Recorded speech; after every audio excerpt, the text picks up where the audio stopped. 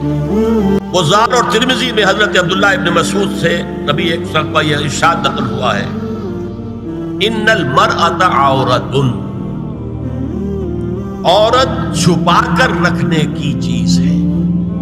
ان المرأۃ عورۃ فاذا خرجت، جب وہ گھر سے نکلتی ہے، استشرفها شیطان، اب شیطان جو ہے اس کو تاک میں رکھتا ہے۔ واقرب ما تکون بروحۃ ربها وهي فی قعر بیتها، وہ اپنے رب کی رحمت سے قریب ترین ہوتی ہے جبکہ اپنے گھر کے بھی کسی اندرونی حصے۔ اسی لیے فرمایا مردوں کے لیے مسجد میں نماز افضل 28 گنا، اور عورت کے لیے گھر کی نماز مسجد سے افضل، گھر کے صحن کی مسجد سے افضل، دالان کی صحن سے افضل، کمرے میں اس سے افضل، اور کمرے کی کوئی بغلی کوٹھڑی ہے تو اس میں سب سے افضل۔ یہ احادیث نبی صلی اللہ علیہ وسلم۔ عبداللہ ابن احمد ابن حنبل نے زوائد الزہد میں اور ابن ابی شیبہ نے ابن سعد نے اپنی کتابوں میں مسروق کی روایت نقل کی ہے کہ حضرت عائشہ جب تلاوت قرآن کرتے ہوئے اس آیت پر پہنچتی تھی وَقَرْنَ فِي بُيُوتِكُنَّ، تو بے اختیار رو پڑتی تھی۔ قرآن کہتا ہے اپنے گھروں میں رہو۔ حضرت عائشہ نے شہادت عثمان کے بعد باہر نکل کر لشکر کی قیادت، پھر ساری عمر افسوس ہوا کہ میں نے غلط کیا۔ حافظ ابو بکر بزار حضرت انس سے روایت کرتے ہیں کہ عورتوں نے حضور سے عرض کیا کہ ساری فضیلت تو مرد لوٹ کے لے گئے، وہ جہاد کرتے اور خدا کی راہ میں بڑے بڑے کام کرتے، ہم کیا عمل کریں کہ ہمیں بھی مجاہدین کے برابر اجر مل سکے؟ جواب میں آپ نے فرمایا من قعدت منکن فی بیتہا فإنہا تدرک عمل المجاہدین، تم میں سے جو شخص اپنے گھر میں بیٹھی رہے گی وہ مجاہدین کا اجر حاصل کرے۔ یہ ایک ہوا کا رخ ہے، بتایا جا رہا ہے، یہ نظام ہے جس کو اس شکل میں دیا جا رہا ہے۔ اب آئیے سورہ نور کی طرف۔ یا ایھا الذین آمنوا لا تدخلوا بیوتا غیر بیوتکم حتی تستأنسوا وتسلموا علی اہلہا ذالکم خیر لکم لعلکم تذکرون۔ اہل ایمان ہرگز مت داخل ہو اپنے گھروں کے علاوہ کسی اور گھر میں جب تک کہ تم ان کے ساتھ مانوس نہ ہو جاؤ، اذن نہ لے لو، ان پر سلام نہ کرو، یہی تمہارے لیے خیر بہتر ہے۔ اس کے بعد تفصیل آئی ہے، اس میں میں اس وقت نہیں جا رہا۔ اور جو لوگ اس پر عمل نہیں کرتے ان کے بارے میں قرآن مجید کیا کچھ حضور کیا کچھ فرما رہے ہیں، یہ آپ سن لیں، بہت سخت احکام۔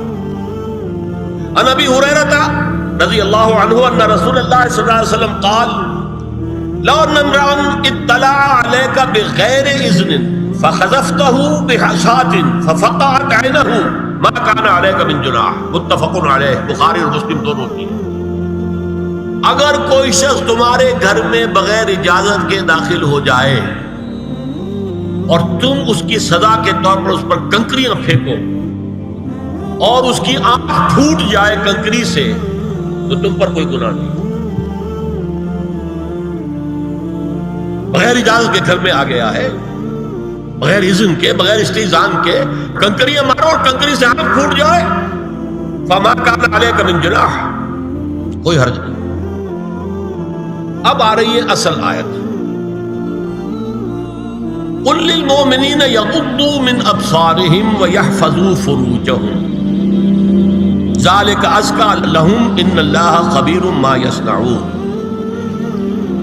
وقل للمؤمنات یغضضن من ابصارهن ویحفظن فروجهن ولا یبدین زینتهن الا ما ظہر منها وَلْيَضْرِبْنَ بِخُمُرِهِنَّ عَلَى جُيُوبِهِنَّ وَلَا يُبْدِينَ زِينَتَهُنَّ إِلَّا لِبُعُولَتِهِنَّ أَوْ آبَائِهِنَّ أَوْ آبَاءِ بُعُولَتِهِنَّ أَوْ أَبْنَائِهِنَّ أَوْ أَبْنَاءِ بُعُولَتِهِنَّ أَوْ إِخْوَانِهِنَّ أَوْ بَنِي إِخْوَانِهِنَّ أَوْ بَنِي أَخَوَاتِهِنَّ أَوْ نِسَائِهِنَّ أَوْ مَا مَلَكَتْ أَيْمَانُهُنَّ أَوِ التَّابِعِينَ غَيْرِ أُولِي الْإِرْبَةِ مِنَ الرِّجَالِ أَوِ الطَّفْلِ الَّذِينَ لَا يَظْهَرُونَ عَلَى عَوْرَاتِ النِّسَاءِ وَلَا يَضْرِبْنَ بِأَرْجُلِهِنَّ لِيُعْلَمَ مَا يُخْفِينَ مِنْ زینتہن وتوبوا الی اللہ جميعا ایھا المؤمنون لعلکم تفلحون۔ یہ لمبی آیت ہے۔ اہل ایمان، اے نبی کہہ دیجئے اہل ایمان مردوں سے اپنی نگاہیں نیچی رکھا کریں، اور اپنی شرمگاہوں کی حفاظت کریں، یہی ان کے لیے زیادہ پاکیزہ عمل ہے۔ ان اللہ خبیر بما یصنعون، اور جو کچھ وہ کر رہے ہیں اللہ اس سے واقف ہے۔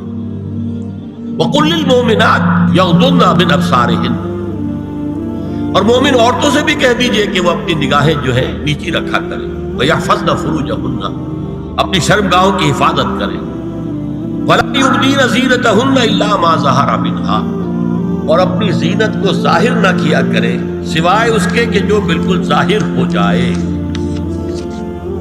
قُل لِّلْمُؤْمِنِينَ يَغُضُّوا مِنْ أَبْصَارِهِمْ وَيَحْفَظُوا فُرُوجَهُمْ ذَلِكَ أَزْكَىٰ لَهُمْ إِنَّ اللَّهَ خَبِيرٌ بِمَا يَصْنَعُونَ۔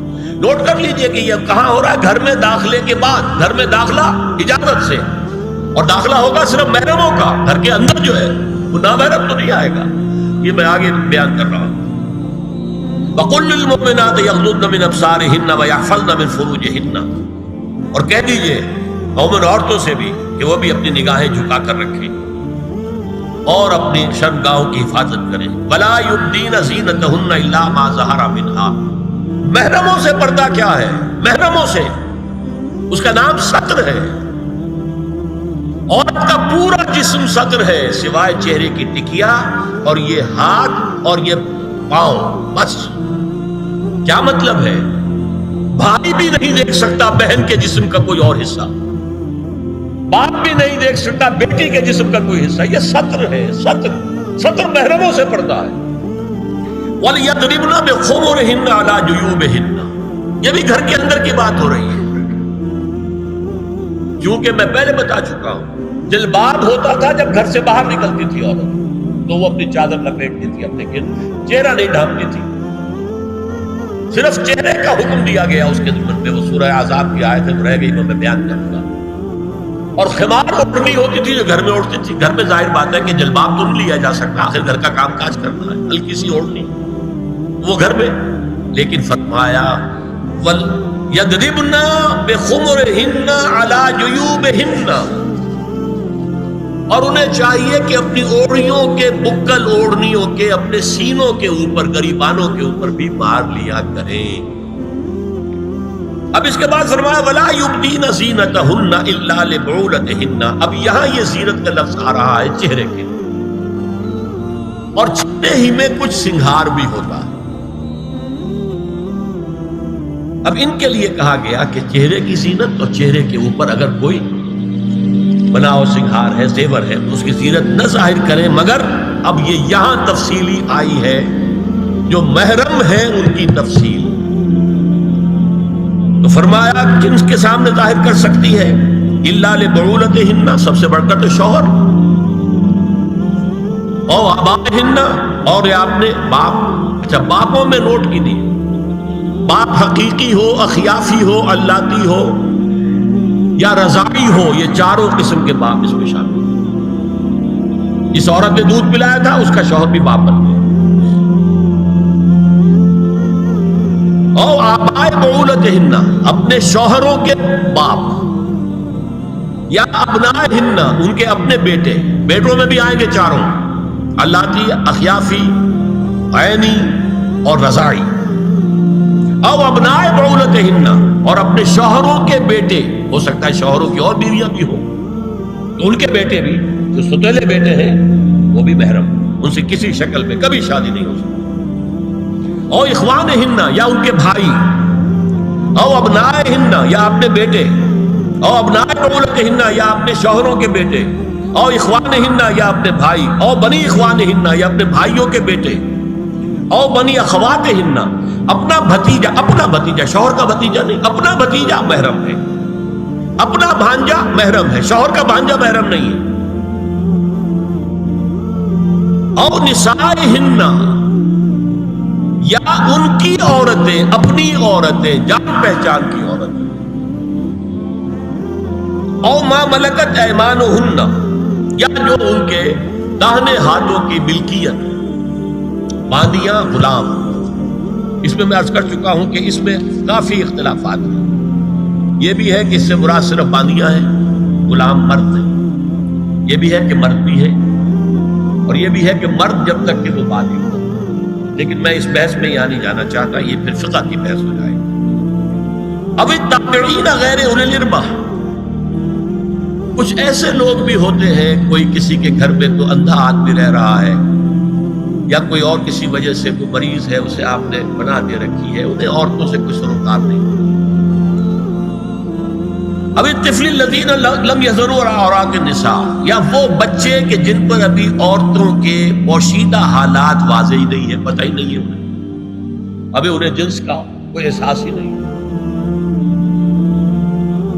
یہ ہے فہرست جو دی گئی ہے کہ جن کے سامنے عورت کھلے چہرے کے ساتھ اور اپنی جو اضافی زینت بھی ہو، کوئی زیور وغیرہ یا کوئی بھی سرما وغیرہ ڈالا ہوا ہے یا کوئی سرخی کو لگائی ہے معمولی سی، تو اس کے ساتھ آ سکتی ہے، اور یہ وہ رشتے ہیں کہ جن سے کسی حالت میں بھی نکاح نہیں ہو سکتا۔ آگے سنیے، وَلَا يَضْرِبْنَ بِأَرْجُلِهِنَّ لِيُعْلَمَ مَا يُخْفِينَ مِنْ زِينَتِهِنَّ، اور چلتے ہوئے اپنے پاؤں زور سے نہ مارے کہ ان کی زینت ظاہر ہو جائے۔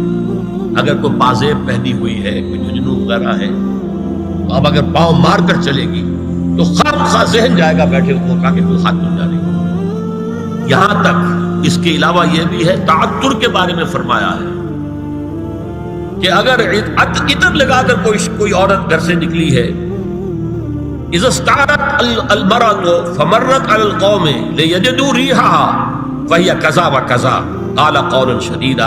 اس ابو داؤد کی روایت حضور نے فرمایا جب کوئی عورت عطر لگا کر، خوشبو لگا کر نکلتی ہے کہ لوگ اس کی خوشبو سونگیں یا اس کو اوپر مطلع ہو جائیں تو ایسی ہے ایسی ہے، بہت سخت الفاظ حضور نے استعمال کیے کہ جس کو راوی نے نقل نہیں کی۔ عورت کے لیے خوشبو، عورت کی آواز کا پردہ ہے۔ اب دیکھیے کس حد تک نماز میں اس وقت عورتیں بھی شریک ہوتی تھی، اگرچہ حضور نے فرمایا مردوں کی صف بہترین سب سے آگے والی ہے اور سب سے بری صف سب سے پیچھے ہے، کیونکہ اس کے پیچھے پھر عورتوں کی صف ہوتی تھی، اور عورتوں کے لیے سب سے اچھی صف سب سے پچھلی والی ہے اور سب سے بری سب سے آگے والی ہے۔ سب سے آگے والوں کے سامنے پھر مرد ہوتے تھے، ان کی پشت ہوتی تھی۔ تو اسی طریقے سے اگر غلطی کی ہے تو مرد جو ہے کہے گا سبحان اللہ، امام سے غلطی ہو گئی ہے، مرد کیا کہے گا؟ سبحان اللہ۔ عورت کیا کرے گی؟ اپنے ایک ہاتھ کے پشت پر اپنا ہاتھ مارے گی، اپنی آواز نہیں نکالنی، آواز کا پردہ، چھونے کا پردہ یہاں تک ہے کہ حضور نے کبھی کسی عورت سے ہاتھ نہیں ملایا، اور آپ جب بیعت بھی لیتے تھے تو بس زبانی الفاظ کہلوائے اور کہا ٹھیک ہے بیعت ہو گئی، یا ایک کپڑا پکڑا، اس کا ایک سرا اپنے ہاتھ میں دوسرا سرا اس خاتون کے ہاتھ میں، یا ایک تشت کے اندر پانی بھرا، اس میں ایک طرف اس نے انگلیاں ڈال لی اور ایک طرف انگلی۔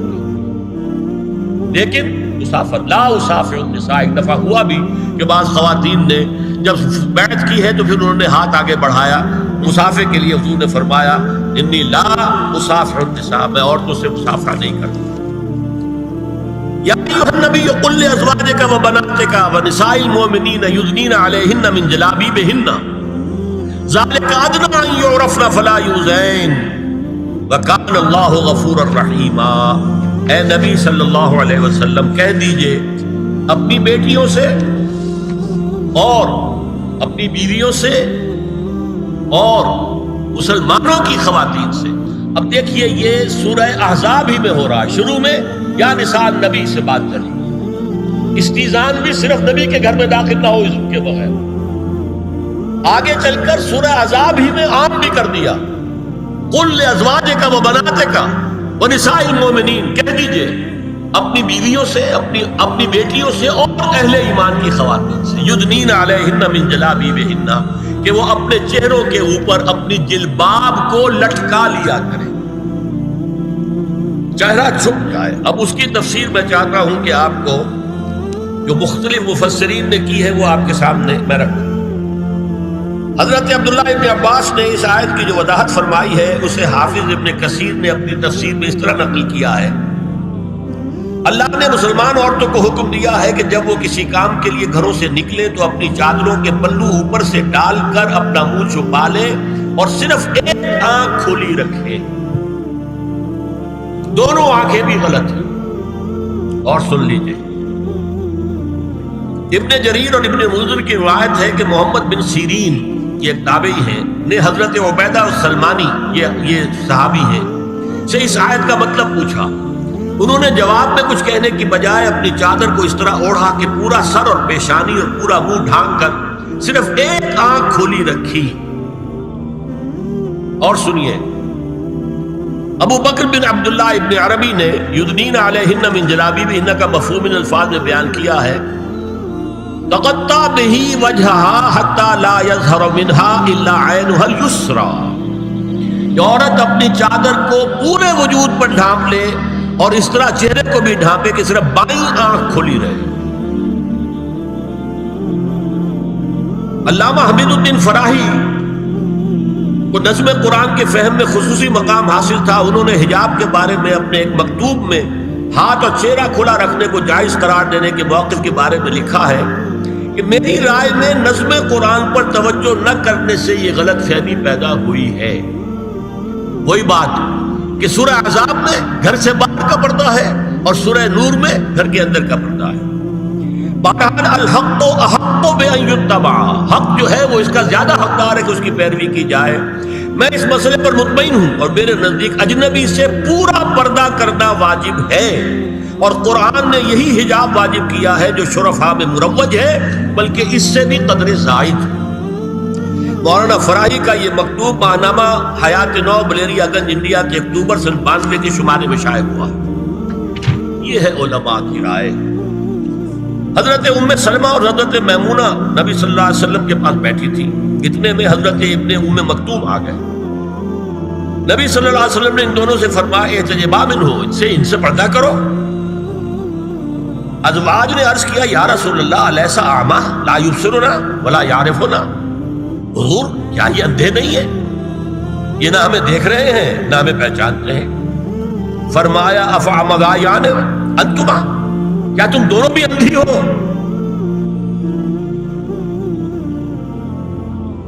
الا تبصران ہی، کیا تم نہیں دیکھ رہی ان کو؟ حضرت ام سلمہ تصریح کرتی ہیں ذالک بعد ان امر بالحجاب، یہ جب حجاب کا حکم آ گیا تھا تب حضور نے پھر یہ حکم دیا. اس کی وجہ کیا تھی؟ حضرت عبداللہ ابن مکتوم کا گھر میں آنا جانا تھا. تو اگرچہ اندھے ہیں لیکن یہ کہ یہ بار بار کا آنا جانا اس سے فتنے کا ایک دروازہ کھل سکتا، دروازے کو بند کر دیا گیا.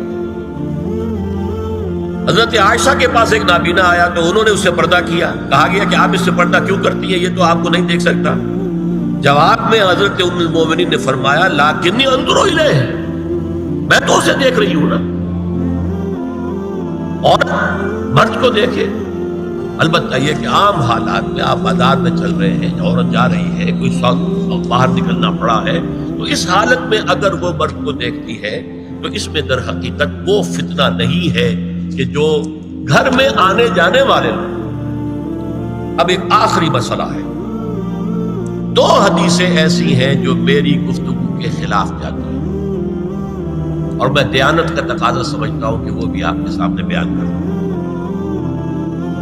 حضور کے بارے میں یہ معلوم ہے کہ 2 خواتین جو ویسے نامحرم تھیں وہ ان کے سامنے آتی رہیں اور آپ ان سے ملتے رہے.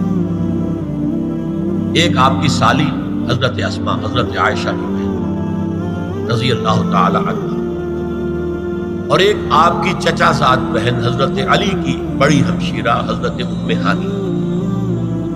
یہ میں حدیث آپ کو سنا رہا ہوں. بکثرت احادیث سے ثابت ہے کہ حضرت اسماء بنت ابی بکر آپ کے سامنے ہوتی تھی اور آخر وقت تک آپ کے اور ان کے درمیان چہرے اور ہاتھوں کی حد تک کوئی پردہ نہ تھا. حجۃ الوداع نبی صلی اللہ علیہ وسلم کی وفات سے صرف چند مہینے پہلے کا واقعہ ہے اور اس وقت تک بھی یہی حالت قائم رہی. یہ ابو داؤد کتاب الحج. دوسری روایت حضرت ام ہانی رضی اللہ تعالی عنہا جو ابو طالب کی صاحبزادی اور نبی صلی اللہ علیہ وسلم کی چچا بہن تھی، آخری وقت تک حضور کے سامنے ہوتی رہیں اور کم از کم منہ اور چہرے کا پردہ انہوں نے آپ سے کبھی نہیں کیا. فتح مکہ کے موقع کا ایک واقعہ وہ خود بیان کرتی ہیں جس سے اس کا ثبوت ملتا ہے. یہ ابو داؤد کی روایت ہے. یہ روایتیں ہیں، میں انہیں تسلیم کرتا ہوں. اور میں نے اب جو کچھ بیان کیا ہے اس سے یہ ایک بالکل برعکس بات سامنے لا رہی ہے۔ اب یہ ہے کہ یا تو ہم ان دو حدیثوں کو اصل مان کر باقی ساری حدیثیں جو ہیں ان کو ختم، میں تو آپ کو سنا نہیں سکا، میرے پاس تو بہت زیادہ حدیثوں کا مواد تھا۔ چہرے کے پردے کے لیے حدیثیں، استیزان کے لیے کتنی حدیثیں ہیں، چہرے کے پردے کے بارے میں بہت زیادہ حدیثیں ہیں۔ حضرت ام خلاد ایک خاتون تھی، ان کا بیٹا ایک غزوے میں شہید ہو گیا، وہ اس کے بارے میں کچھ پوچھنے کے لیے حضور کے پاس آئی، صحابہ بیٹھے ہوئے تھے، انہوں نے نقاب ڈالا ہوا تھا، منتقبۃ، نقاب کا لفظ بھی حدیث میں موجود ہے۔ یہ لوگ کہتے ہیں نقاب تو جو ہے یہ بعد کی پیداوار ہے، یہ لفظ کوئی ہے ہی نہیں۔ حجاب کا لفظ قرآن میں ہے، جلباب کا لفظ قرآن میں ہے، خمار کا ذکر قرآن میں ہے، اور یہ منتقبۃ، نقاب ڈالی۔ لوگوں نے کہا عجیب عورت ہے یہ، اس کا بچہ شہید ہو گیا ہے، مطلب یہ کہ سخت صدمے کی کیفیت، اور یہ اس وقت بھی اس نے نقاب ڈالی ہوئی ہے۔ تو انہوں نے جواب دیا ان ارزو ابنی لا ارزو حیائی، میں نے بیٹا کھویا ہے، اپنی حیا نہیں کھوئی ہے۔